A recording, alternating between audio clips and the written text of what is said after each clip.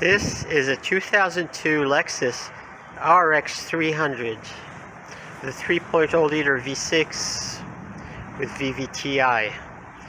This car is in the shop today getting a new starter. The new starter we're putting in today is a Denso. Always Denso. I've already gone through the steps of removing the old starter. So what I'm going to show you today is the reverse of what I usually do. Usually I show you the removal of the component that needs replacement. And today I'm going to show you the installation step by step, which would be the exact reverse of removal. The first step of installation is to compare the old starter and new starter side by side and make sure that they're indeed the same thing, and indeed they are, so we can proceed. Step one is to install the starter cable. The starter cable goes on the starter stud, is held down by this M8 nut. So this just simply goes on here like this with the nut on top, and we tighten it down like so. Usually these will be a 12mm socket. We just get a little bit tighter than hand tight. I think it should be about 15 foot-pounds or so. Step two is I smear a little bit of grease on the starter snout where it goes into the bell housing, and this is just to make it a little bit easier to work it in. The starter goes in this opening in the bell housing with one bolt on either side.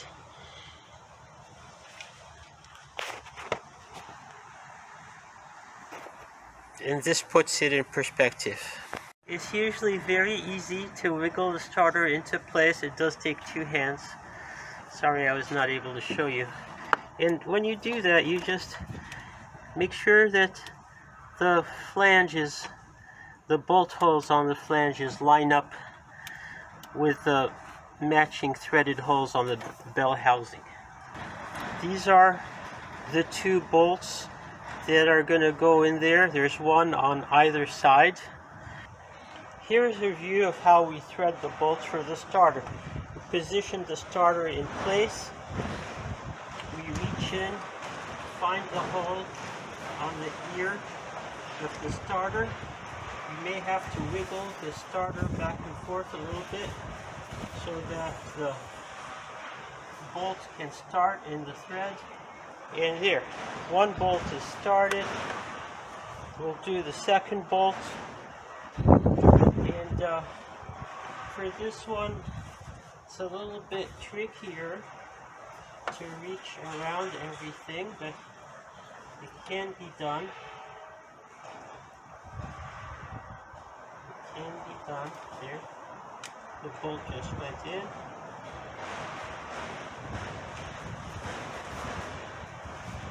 And it has threaded. Okay, and now both bolts are up against the ear of the starter. Our next step is with a socket wrench.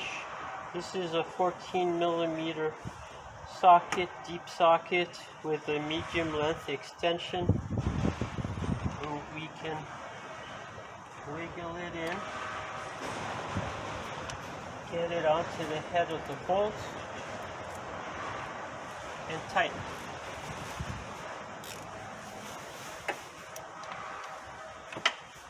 We tighten them evenly on both sides in a couple steps.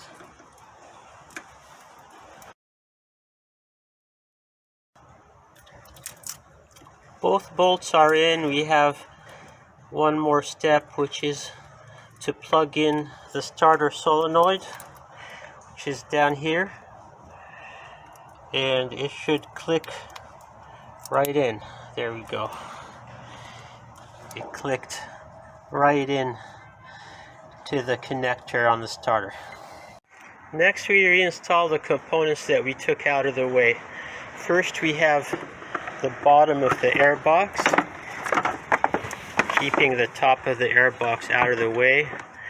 This bottom of the airbox engages with an air duct that's under the fuse box, and down inside it has 3 bolt holes that must line up with the airbox support bracket. So there we've lined up the 3 holes, and these are the 3 bolts that go in. We'll just get them started by hand. There we go. All 3 bolts are in. Here's our socket wrench with 2 long extensions. It's a 10mm socket.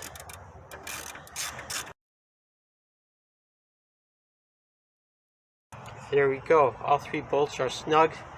Now we can put the air filter on top.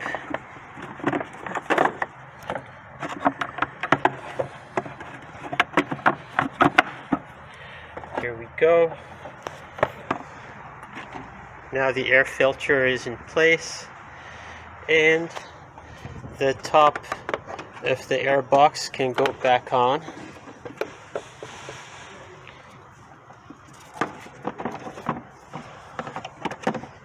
So this is a little bit tricky because we have the air intake tube that needs to slot in here, and the 2 hinges that must fit in right here and here. It's going to take 2 hands to do this. So we have the 2 hinges slotted, and we're going to snap the snap closers. We have the intake tube slotted incorrectly. Now you must be mindful when you do this, and this is difficult to see, and I'm going to try to show you that there is a vacuum hose. Vacuum hose goes down from this solenoid to a hard line tube that is located straight down there, and this vacuum hose must fit onto the hard line tube down there. It's a little bit difficult to reach, but you must do this or you will have a vacuum leak. I reconnected that evap hose. Now I just need to tighten this clamp. This is a 10mm socket, and this is the clamp that seals up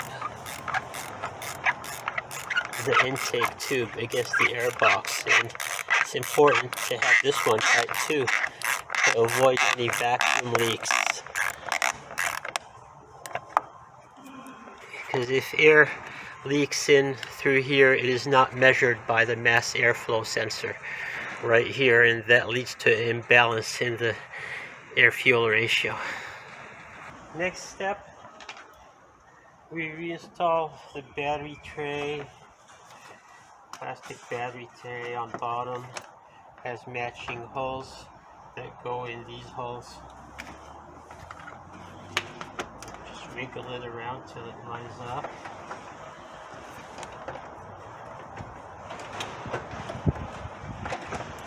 Get the battery cable out of the way, of course.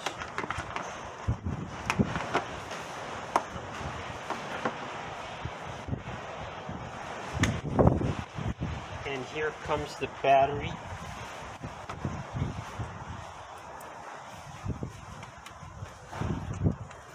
Sits right on the tray.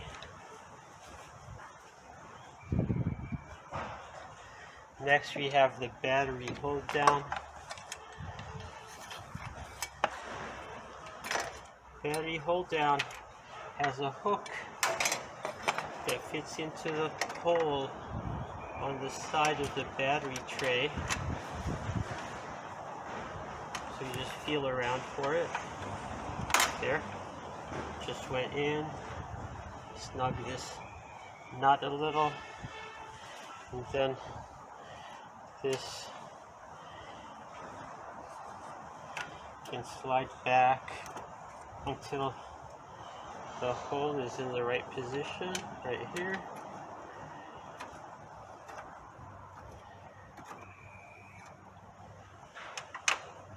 And we finish this up with 10mm socket.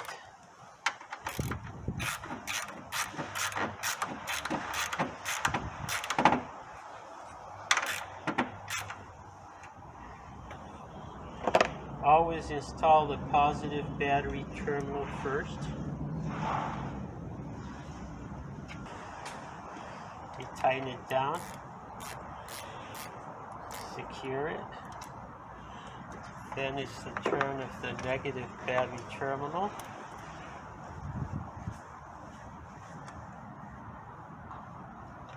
And we tighten this one down.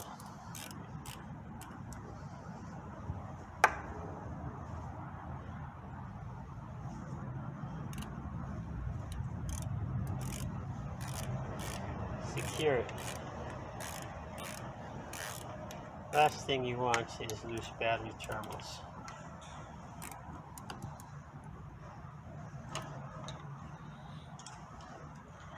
Okay, that's it for the installation.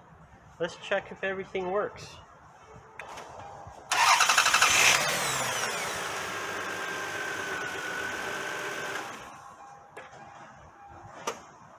It started right up, good and strong.